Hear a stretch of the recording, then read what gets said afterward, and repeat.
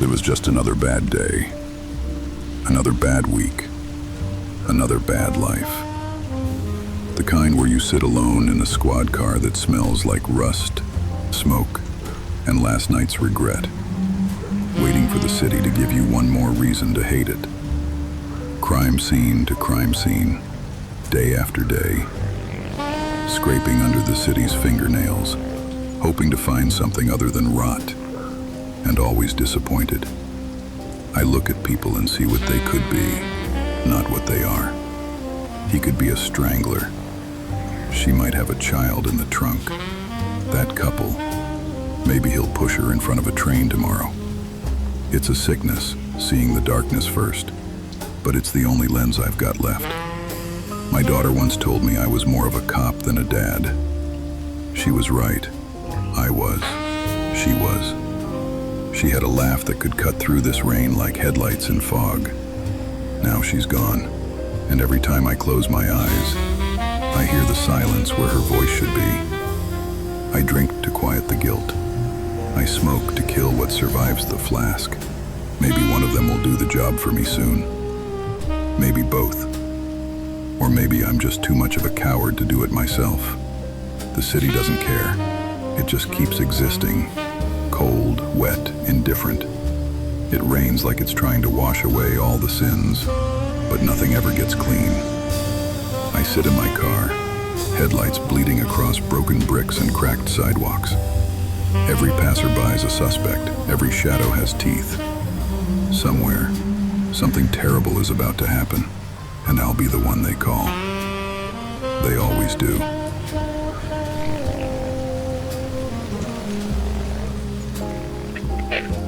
It always starts the same. A crackle on the radio, too soft to be threatening, just enough to remind you the city hasn't stopped rotting.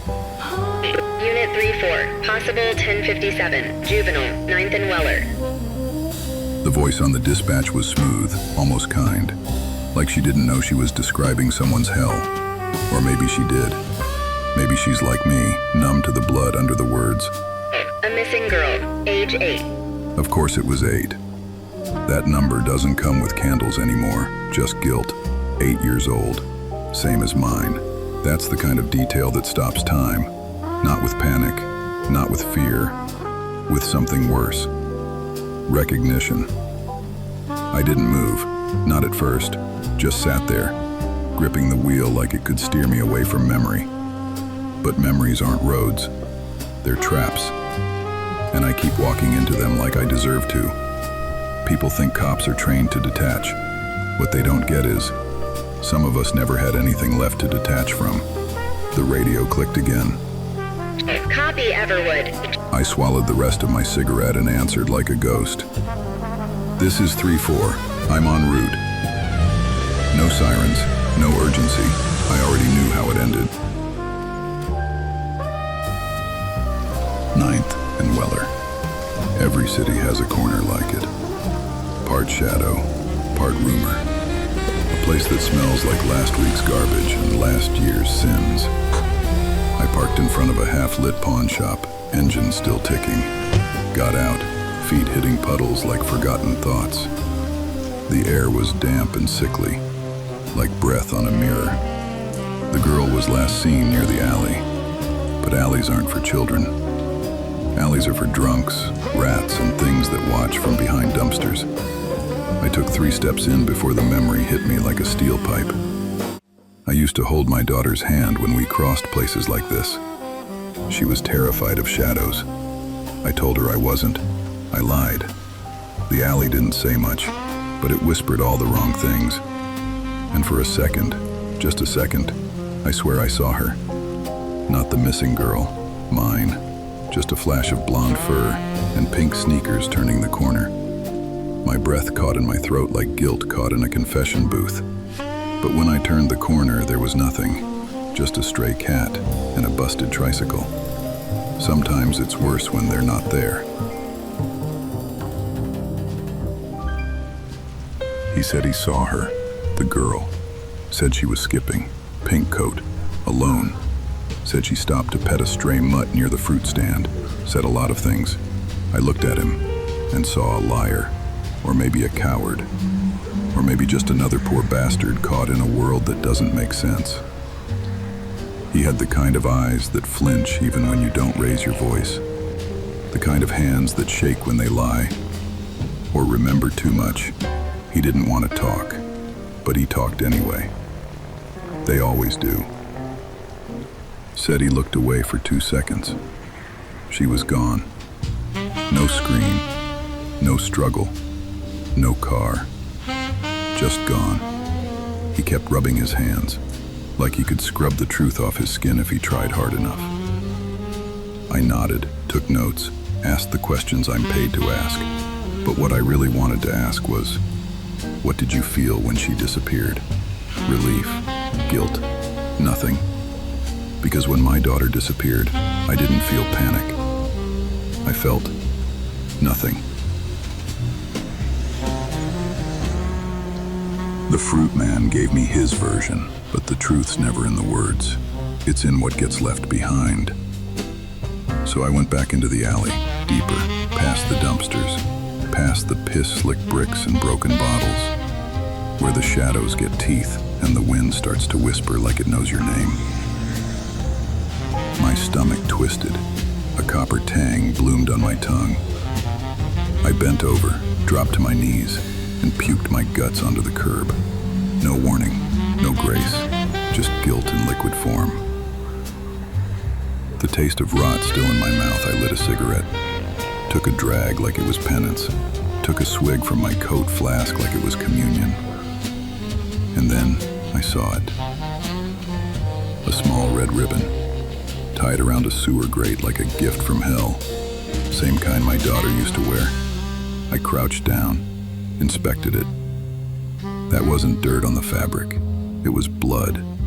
Dried, not old, not fresh. Right in that sweet spot where the body's still warm somewhere. 10 feet away. Broken glasses, tiny pink frame. Lenses cracked, one missing. Then the real kicker. Scrawled on the wall in grease or blood or God knows what. Just 4 words. You let her die. All caps, just like her suicide note. Except she never wrote one. And now, I'm not sure I believe that anymore.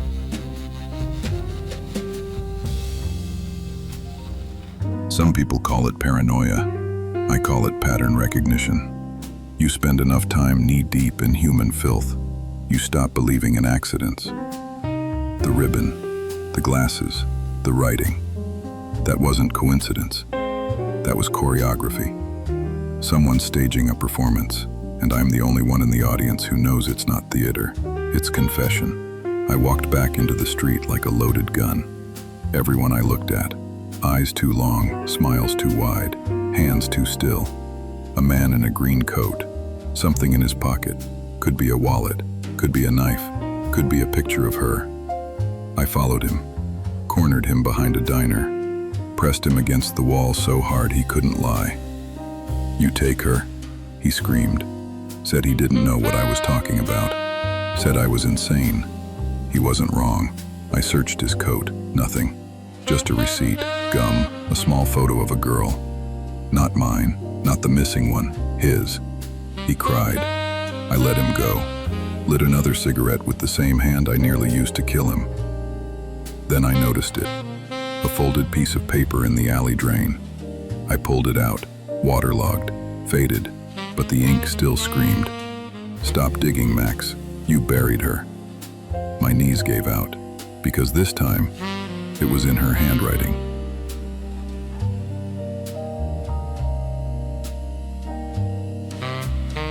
I wandered. Or maybe I floated. Streets melted into alleys, neon into fire.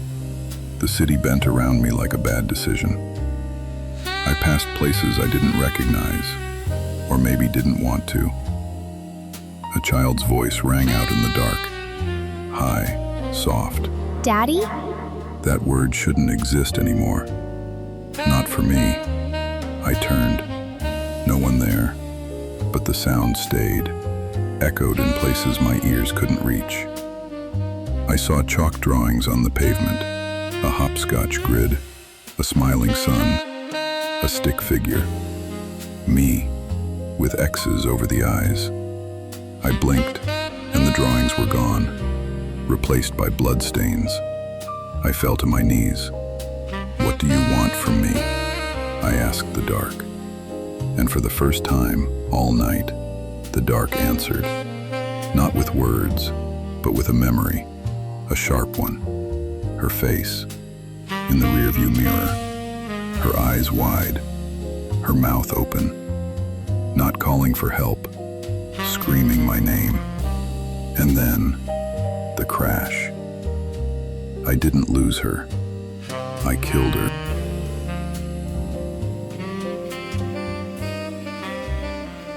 I walked until my legs stopped answering. The city stretched around me like a snake that had already swallowed its prey. The streets were empty now, not silent, just tired, like they'd seen this before. The rain turned to snow, gentle, soft, the way grief pretends to be peace when it's just tired of screaming. I ended up outside her playground, rusted monkey bars, dead swings still swaying. The slide she cracked her tooth on once. I told her it made her tougher. She cried for hours. I lit a cigarette, flame barely caught in the wind, took a drag, held it in, pretended it was warmth. Ash fell on the bench like dust on a coffin. I took out the flask, swallowed something sharp and cheap and honest. Then I saw it, on the ground beside the bench, a child's drawing, stick figures, a house, me, standing beside her, holding hands. Except my face had no eyes, just two empty circles. I picked it up, turned it over. One line, in crayon. "You were supposed to pick me up." I didn't cry. I just watched the snow fall, covering the words, burying them. Some stories end in redemption. Mine ends here, with a dead man smoking in a graveyard that used to be a playground, waiting for a voice that will never call him Dad again.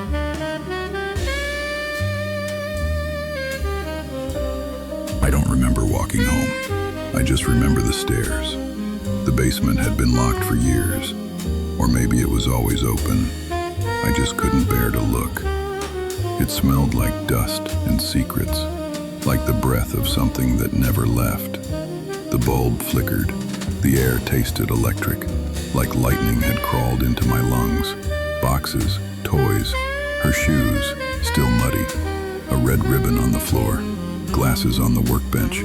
Everything I found out there, it was already here. I picked up a drawing, two figures, one tall, one small. The tall one's mouth was a black void. A voice spoke behind me. "You left me here." I turned and saw her, just for a second, eyes hollow, arms out, and then gone. On the wall behind her, something new, a map, scratched in chalk. Where you ended it. I stared. My hand moved before my mind did. I wrote the name, Old Station, the place I swore I'd never go back to, but now it's the only place that matters.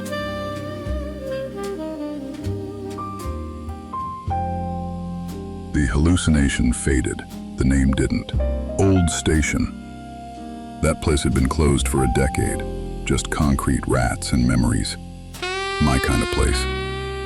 I gripped the wheel like it could keep my hands from shaking, lit a cigarette I didn't taste, and keyed the radio. "Dispatch, this is 3-4. I have a lead." My voice didn't sound like mine, more like a ghost using my mouth. I told them everything, the girl, the clues, the message in the basement, the name scratched on the wall.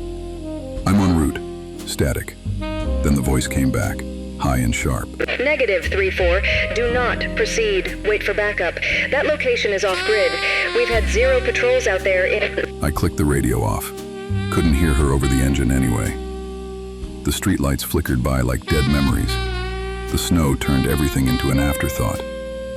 I took another swig from the flask, let the silence do the screaming. I wasn't chasing answers anymore. I was chasing ghosts.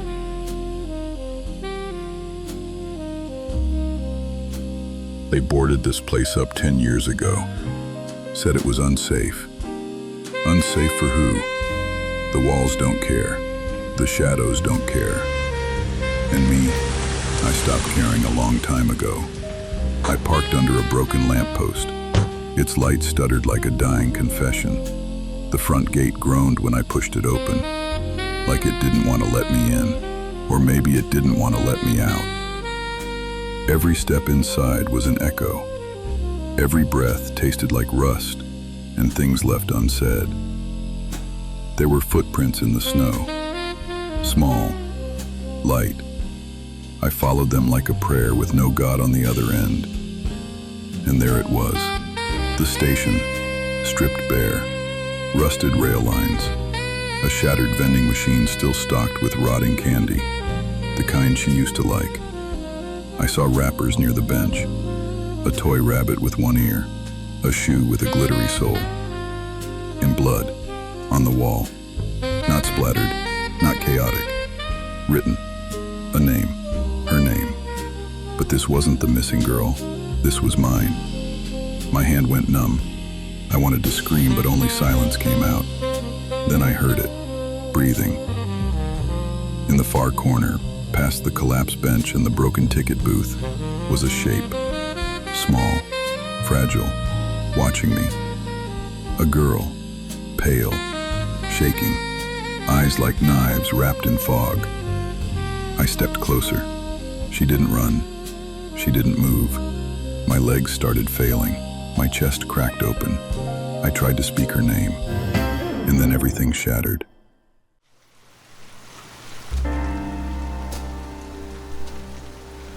He got me good. The bastard. A sharp, pulsating pain crashed through my skull like a freight train. He hit me with something blunt, maybe a tire iron, maybe a rusty pipe that still remembered other heads. I went down, fast. No grace, just the sound of bone meeting concrete. But my eyes didn't leave her. The girl. Still alive, still watching. I was looking at her as I dragged myself up. My ribs screamed, but my brain was louder. She didn't cry, didn't move, just wept. Silent tears rolling down pale cheeks. And behind her, that smile. He was holding the gun like it was a gift, like he was doing me a favor. His grin was wide and full of teeth, not human teeth, no spacing, no warmth. Just a perfect row of predatory certainty. His eyes, pure white, no pupils, no reflection, just the abyss staring back. He didn't say a word, just smiled, like he already knew I'd come here to die. The snow fell like static, gentle, quiet, like God had stepped outside for a smoke. I lunged, more instinct than plan. Fists, elbows. We collided like bad dreams. He was fast, but I was angry. And anger has reach. I got a punch in, maybe two. He staggered, but then he raised the gun again. This time, he wasn't smiling. He looked disappointed. I turned my head, just for a second, back to her, still there, still watching. I didn't say anything. What could I say? Sorry? Run? The trigger clicked, and the world vanished.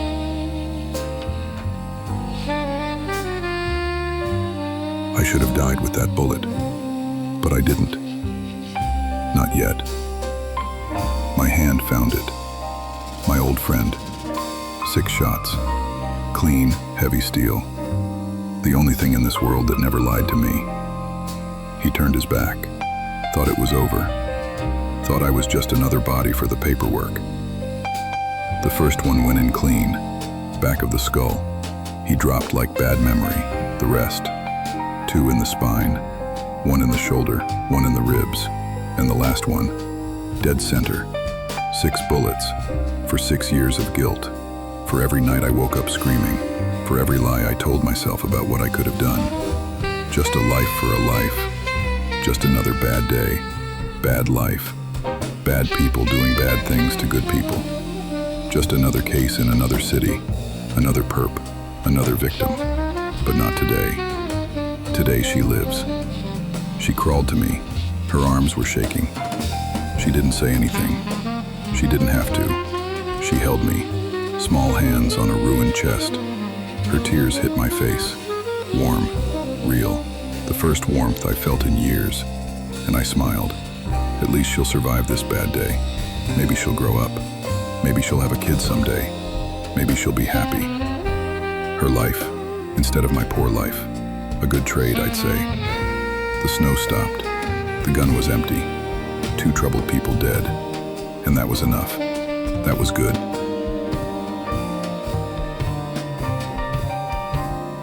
The city didn't notice he died. Didn't blink, didn't shiver, didn't even sigh. It just kept breathing. Steam from the sewers, smoke from the rooftops, sirens slicing the silence, radios buzzing lies and late-night lullabies. Somewhere, a cat gets frightened from a ghost. Somewhere, a drunk swears at a gutter that didn't fight back. Somewhere, a light flickers in constant praise for the dimming light of the city. Life goes on, or at least, it stumbles forward like it forgot it was supposed to fall. The rain came back, not the sweet kind. The kind that slaps your neck and makes you remember every bad decision you made in reverse order. It washed the blood off the platform, washed the tears off the girl's cheeks, washed Max Everwood off the face of the city. He didn't leave a note. He didn't need to. Just 6 bullets, 1 ghost, and a girl who might, just maybe, make it out of this mess with her soul intact. She'll grow up. Maybe she'll heal. Maybe she'll dance in the rain someday, instead of hiding from it. And him? He got what he wanted. Peace. And someone worth dying for.